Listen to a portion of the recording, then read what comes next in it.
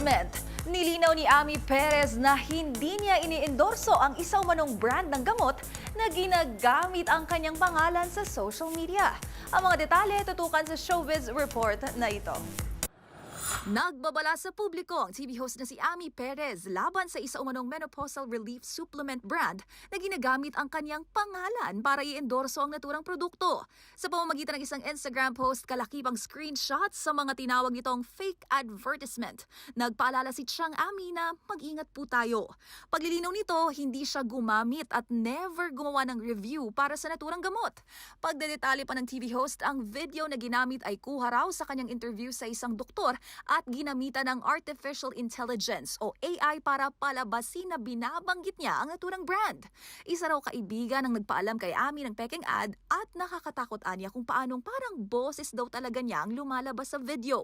Magunita na hindi ito ang unang beses na ginamit ng walang pahintulot ang pangalan ng mga artista para makapang-scam o gumawa ng fake advertisement. Ilan sa mga nagbabala na laban dito ay sina Vice Ganda, Mateo Garicelli at Ogie Diaz.